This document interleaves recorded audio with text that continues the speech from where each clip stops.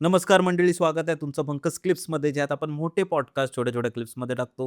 ही story तुम्ही नक्की enjoy कराल, पण त्याआधी सबस्क्राईब करायला विसरू नका. मला तर तुमचं म्हणजे कोर मेमरी म्हणजे मला असं आठवतंय, की मी कॉलेजमध्ये असेन किंवा शाळेत असेन आणि आम्ही रोज रात्री म्हणजे आई जरी ओरडत असली, तरी आम्ही ती सीरियल ते तुमची याची रात्रीच खेळ चाले, ती बघायचो आणि त्यात तुमचा जो डान्स होता, तो अजूनपर्यंत म्हणजे मला वाटतं माझ्याबरोबर जे आपले प्रेक्षक आहेत, त्यांच्याही तो डोक्यात असा फिट झालाय.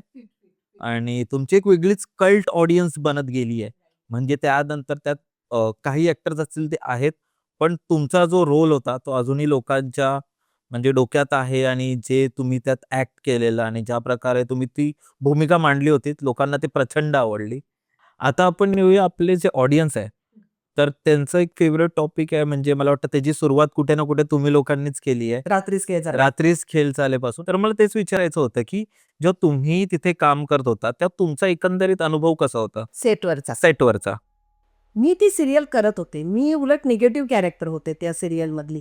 भोपळा फोडणं, बावल्या तयार करणं, चेटूक करणं हे तर सगळं वच्ची करत होती त्या घरावर. कापड फाडून नेलं एकदा, घरातलं शर्ट वाळत घातलेली असतात बाहेर, त्यातला एक कपडा चोरला, मग केसच काढून घेतले कोणाचे बोलता बोलता आणि मग त्याच्यावर जादूटोणा वगैरे स्मशानात जाऊन वगैरे करते ती.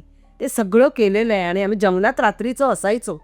राजू सर, आम्ही आमची सगळी टीम जंगलात असायचो आम्ही रात्री 1:30 वाजेपर्यंत. अशी भीती नाही वाटली त्यावेळी? नाही काय माहिती नाही रे भीती. लाईट्स असायच्या सगळीकडनं. सगळीकडे मोठ्या लाईट्स आणि भरपूर लोक असायची, टीम असायची ना. पण तिथेच तू इमॅजिन कर, तू गेलायस एकटा, काही आजूबाजूला लाईट्स नाही आहेत, कोणी तुझ्यासोबत नाही आहे, तू एकटाच आहेस, मेलाच ना कर्माने तू. ती भावना आहे शेवटी. कळतंय तुला? म्हणजे जर देव आपण म्हणतो इट्स अ बिलीफ, पाहिला नाहीये कोणते, it's a belief, it's a विश्वास. बरं. तसंच जसा देव आहे तसं दानव आहे.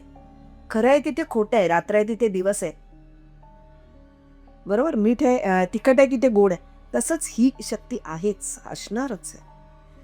पण एकटं असताना घाबरतो ना कधी कधी. आपण दिवसभर मस्त राहतो, आपण रात्र झाली ना गावच्या ठिकाणी जास्त होतं. तुझा दिवस कसा पण जातो, पण एकदा का संध्याकाळ झाली तर की असं वेगळंच मन होतं मग आपलं तयार. आपल्याला एक वेगळ्या प्रकारची भीती नाही म्हणता येणार. म्हणजे दिवसभर ज्या सिच्युएशनमध्ये असतो ना आपण, किंवा ज्या अशा ह्याच्यात असतो, ती रात्र झाल्यावर ना हळूहळू हळू ती कमी होत जाते. पण जेव्हा सिरियलमध्ये तू मला काय विचारलंस, तुम्हाला कधी तिथे जाणवलं नाही का तसं काय? पण जेव्हा सिरियलमध्ये मी एका कॅरेक्टरमध्ये असते ना, तेव्हा संजीवनी तिथे नसते. मी तरी अनटॉकिंग अबाउट माय सेल्फ. तर वच्ची हे कॅरेक्टर असं होतं ना, मला असं वाटतं पर्सनली, की ती स्वतः देवदेवस्की करणारी होती. ती स्वतः कोणालाही घाबरणारी नव्हती. जिच्या घरचं कोण पाणी सुद्धा पित नव्हतं, अशी बाईला भूत का दिसे? हं.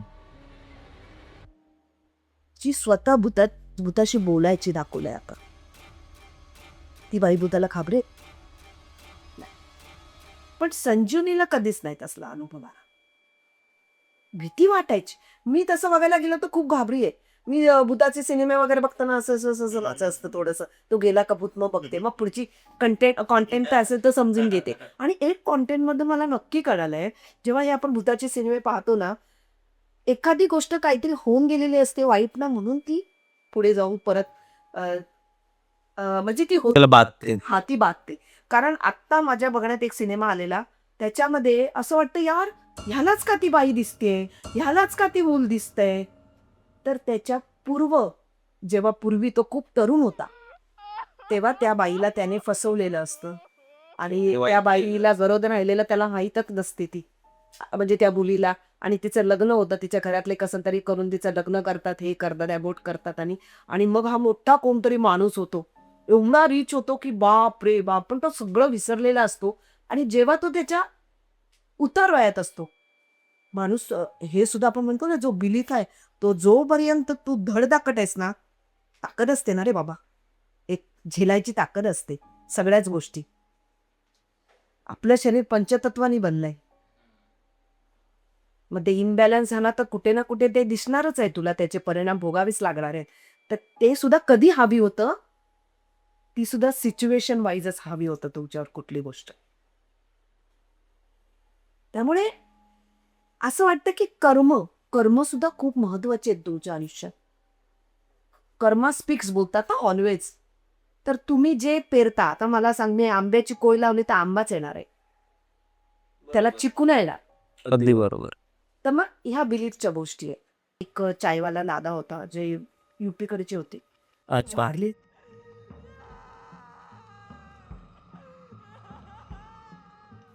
हो, चायवाले दादा वारले. तर त्यांचं असं म्हणणं होतं, म्हणजे तिथे नंतर वारल्यानंतर अशी एक बोलाबोली चालू झाली, की एक ठिकाण होतं जिथे त्यांना स्टे होता तिथे. तिथे पुढे जाऊन एक असं जागा होती, जिथे त्यांनी तिथे जाऊन वॉशरूम कधीच करायला नको होती. आणि त्यांना सांगून सुद्धा त्या जागेवर ते जायचे. रात्री झोपेत त्यांना काही कळत नसे. पार असतो, गावी एक पार बोलतात असा. तिथे तू काय, आपण बघ गावी गेलो ना कोकणात, की सांगता "ए थैसर जाऊ नको हां.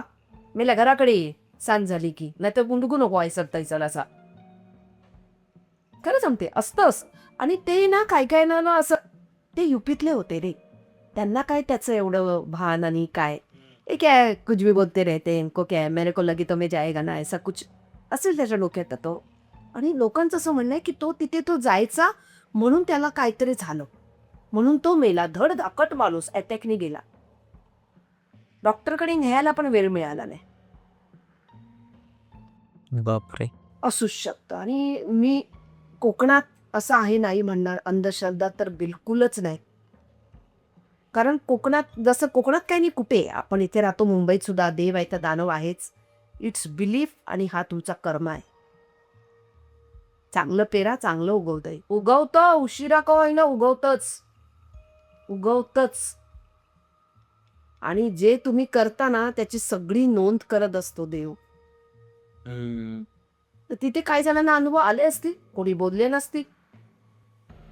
मला आला नाही वाईट अनुभव, म्हणजे हॉरर मला कधीच अनुभव. अगं मला भीती वाटते. नाही असं नाही, मी काळोखाला घाबरते. मग त्या सेटवर पण असं व्हायचं, की सेट आहे कारण अ, तो वाडाच एवढा भयानक वाटायचा ना, तसं त्याला बनवलं गेलेलं. आणि मला वाटतं तो जो थीम सॉन्ग होता ना, त्याच्यावरूनच ती भीती अशी वाटायची ना. हो, हो. Sorry, sorry. आम्ही पण घाबरायचो. म्हणजे खरंच खूप सुंदर, म्हणजे त्याचं टायटल सॉन्ग म्हणून पार्श्वसंगीत, त्या गाण्याचे बोल, "पाचोळा झाला बोळा, वाह, वाह, सई, सई." तू विचार कर ना, आज 5-6 वर्षांनी सुद्धा आपण या पॉडकास्टवर रात्रीच केळ चालेबद्दल बोलतोय. त्याच्या गाण्यांबद्दल, म्हणजे त्याच्या म्युझिकबद्दल, त्याचा तो हॉरर झोन, त्याच्याबद्दल बोलतोय आपण. म्हणजे किती तो डोक्यात आहे विचार कर ना आपल्या सगळ्यांच्या तो अजून. बरोबर. तर नक्कीच काहीतरी असणार. आम्ही बोलतच नाहीये नसणार म्हणून. किंवा त्यांचं मे बी ते सादर अशा प्रकारे केलं होतं ना, की आपल्याला ते आहे म्हणून आपल्याला बिलीव्ह झालं. तशा प्रकारे ते दाखवलं गेलं. आता विषय निघाला म्हणून मी आता 1-1.5 वर्षापूर्वी कोकणात गेले होते. कुडाळला मी एक नाटक करत होते. मी गावची नाटकं खूप आधीपासून करते.